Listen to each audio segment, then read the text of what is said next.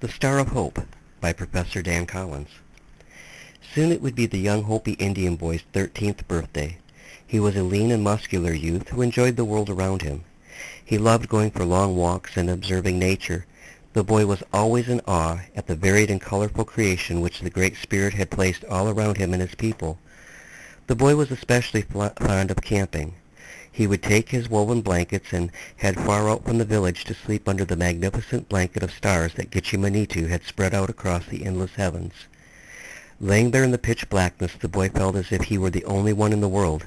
He would lay there breathless, as an occasional light would streak across the sky, knowing these to be messengers of the Great Spirit.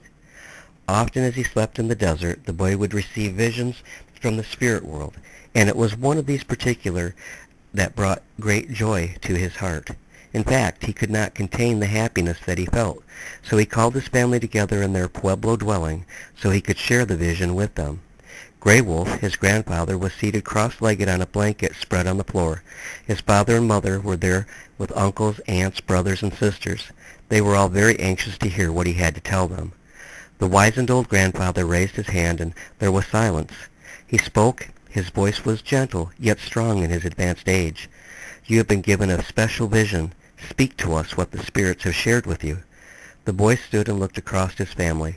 "A spirit came to me one night recently when I slept out in the desert alone. It was a beautiful spirit, dressed unlike any of us. His clothes were all the purest white, and he shone with the light of the sun. And his clothes went all the way down to the ground, so that his bare feet alone were just barely uncovered."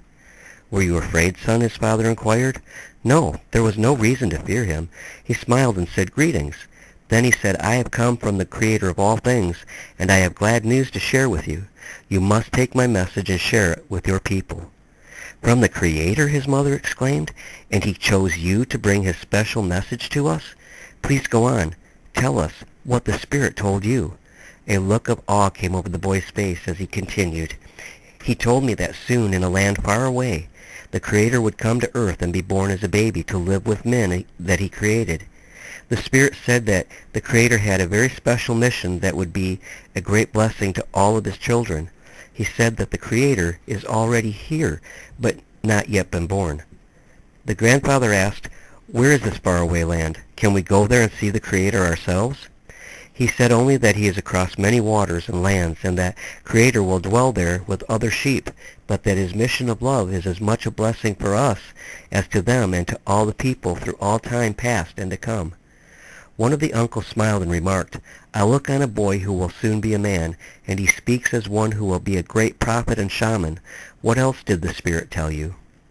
"Well, he told me," but the boy stammered, "I am afraid to speak of this, Father." "You don't need to fear, son," his father replied. "You must share all the vision that he gave to you. But such things are not for a boy to talk about with adults." "Please go on, grandson, you must," the elder grandfather implored. "He said that the baby Creator would be born of a very special maiden that has never known a man. She is a virgin, yet with child. He said the baby would grow with no sins, and that he would die when he was a man, and pay for all sins of all people with his own blood, if they will but come and ask." All of the faces looked astounded. How could such a thing be possible, they all wondered as the boy prophet continued. "We will not see him as we walk this life, but the Spirit told me that he would be there to meet us when we go to the next life. He told me over and over how much the Creator loves us, and that we are his children. He showed me what the Creator will look like when he has grown.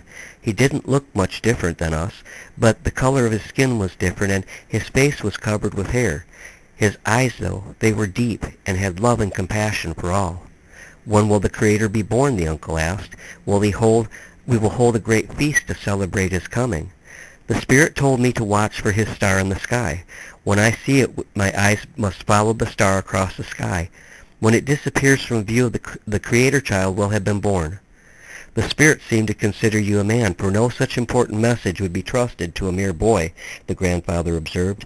"It is time that you are given a man's name. Star Watcher. Yes, I believe that is what the spirits would want you to be named." The boy smiled. You are wise, my grandfather. Thank you for such a fine name. Here today I am no longer a boy, but a man amongst men. I am Star Watcher." For the next several weeks, Star Watcher made a nightly journey into the desert to that sacred place where the Spirit had appeared, and gave the great message. He watched faithfully for the Creator star, which the Spirit had told him of. One night he was very, very tired and fell into a deep sleep quite quickly. He had no idea how long he had been sleeping, but he woke and sat bolt straight up. It was late, and the desert was strangely silent and bright, indeed, brighter than when the full moon shines down on the sands.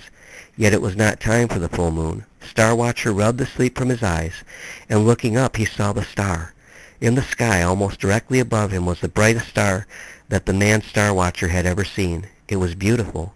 There could be no doubt that this was the Creator's star, and he sat there transfixed by the vision high above him. Soon, in that faraway land, the Creator would be born clothed in human flesh. Yes, Star Watcher, it is the Creator's star. The voice of the Spirit came from beside him. Star Watcher turned to face the handsome Spirit. Has the Creator been born yet? Oh, how I wish I could see him, to look on the face of the one who made everything that is. It would be a very long journey, Star Watcher, but there is another way that will not take your physical body, but rather your spirit. Lay back down on your blanket, and I will cause a vision to fall on you. The eyes of your spirit will see the baby that even now has just been born. Star Watcher did as he was told, and he laid back and closed his eyes. In an instant it was as if he were gone from the desert, and that the waters and lands rushed past beneath him. He thought how fast the spirit is able to travel. The setting he appeared at was strange to him, as were the people. All the men had hair on their faces, something the men of his people could not grow. There were many animals that were unfamiliar to him also, and setting before him on the hay was the most beautiful woman dressed in blue and white robes. Her arms were lovingly cradling a baby wrapped in rough textured cloth. Star Watcher heard a whimper from the newborn, and he smiled and felt a warmth of happiness all around him. No one was aware of his presence except for the lovely young woman who he heard someone call Mary. She could see Star Watcher, and she smiled so gently at him, and with her hand beckoned for him to come closer. Come, you have journeyed far to see my baby, your Creator. Come and look on his innocent face, Star Watcher. He walked forward and looked down at the little baby in swaddling clothes. He reached out and held one of the little pink hands, and the baby squeezed his finger. It was at that moment that everything went dark. The young man struggled to open his eyes, and when they finally did, he found himself back in the desert alone. He searched the skyline, but the Creator's star was gone, and the Spirit was gone too. Star Watcher felt a great peace within himself. As he sat there, he laid back and closed his eyes. In the distance a coyote howled. There was the sound of a nearby night bird, and the crickets chirped, a melodic refrain, and in this peace Star Watcher fell asleep assured of the love of the Creator Spirit, who now was a young baby who would walk with the men who himself had created.